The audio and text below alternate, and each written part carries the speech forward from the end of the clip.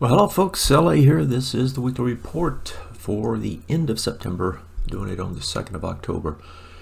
What did we get last week? Some more downside. It's been that way for a while, continues a little bit of bounce in the spec Bitcoin, coin, and gold, and some more sell-off in the bonds. This is getting fairly extreme again. Dollar actually down on the week, down huge on the year. The only thing up is the dollar. The big thing this week, though, is this crash prerequisite. It's in place now, and that is a serious problem for anyone invested in these markets. So let's go through the numbers and the technical indicators. There's a major break downside taking place. I got a weekly up here. You can see the break. The 36.37, 36.36 number last June gets broken to the downside. Worse is the fact that it breaks on the monthly as well. And if you read my books, you know that one of the discoveries I made was that when you break on multiple time frames, you can get the whoosh, right? This is a prerequisite for all the breaks that have taken place over the years where crashes were involved. It's necessary, right, but it's not sufficient. In other words, it doesn't have to do it, but it's on the table. If you think about it, right, we know that most of the time what happens is you get an immediate retest regen, right? But when you get that break on multiple time frames, you don't have to get that. And so that, to me, is the biggest thing this week and tells you that you better be careful. Go back and look at, I just took one example. There's many others that you can look at, but I went back to 2008. Here's the monthly. Here's the breakdown on the monthly. Matter of fact, it was September, the end of September of 2008 when it happened. If you look at it on the weekly, here's the break, the same break that took place time frame wise. It was actually 2 weeks in a row that it was breaking down. And if you looked on the daily, it was the same thing. Okay, so that's what we have. Kind of eerily, the exact same time, 14 years later, in terms of September. I went back as far in the daily and pulled up the daily chart to see what it looked like. This was that break, right? And it happened on the 29th. And then you got 4 days of attempts to break back up. So an immediate bounce, 4 days to break back up, unable, and then the whoosh began. If we look at this time around, here's the daily now. The break on the daily this time actually goes back. It's not immediate, it goes back. So I had to pull the chart back to look at it. 3707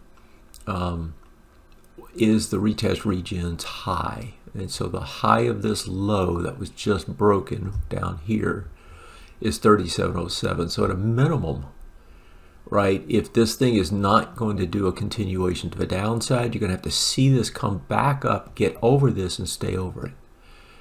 What's more, if we look at last week, right, we had these values printed. 3736 was the highest one.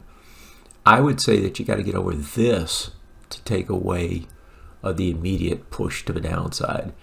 And so if you get over 37.36, you get the FOMO guys going. But on the bigger picture, right, you really got to get back over 38.38 to take away the continuation move to the downside.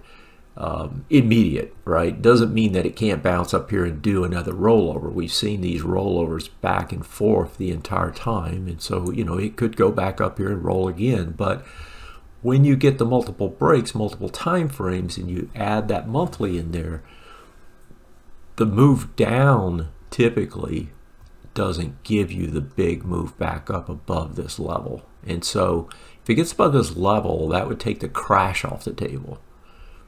All right.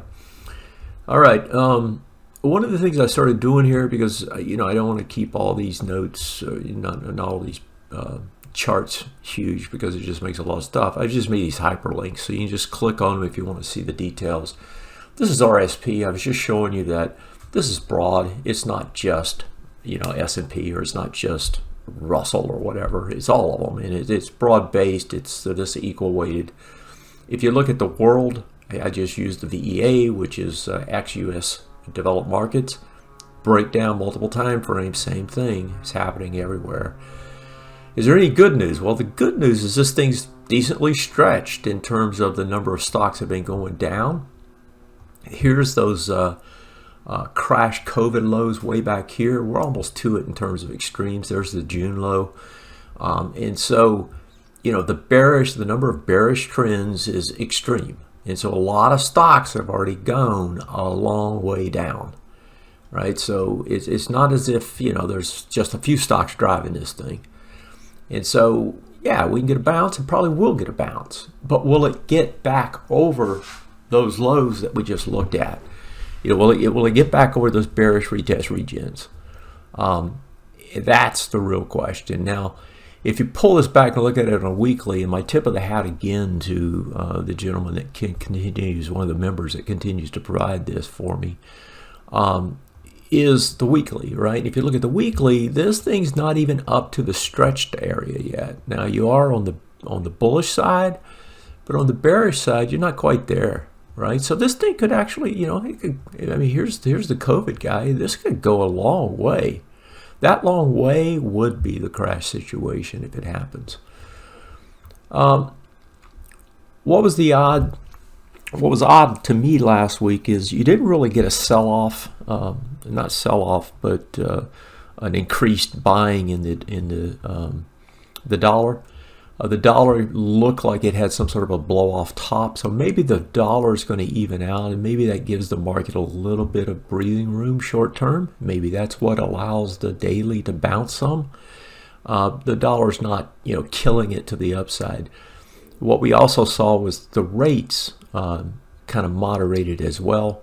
They didn't go crazy to the top side, but they're not pulling back either like the dollar did. So it looks like the rates are going to continue up. Dollar maybe is going to take a break, and maybe that's just simply, all these other worthless currencies, the yen, the won, just go down the list. They've all plunged so far, so fast that they just need to catch their breath before they start plunging again.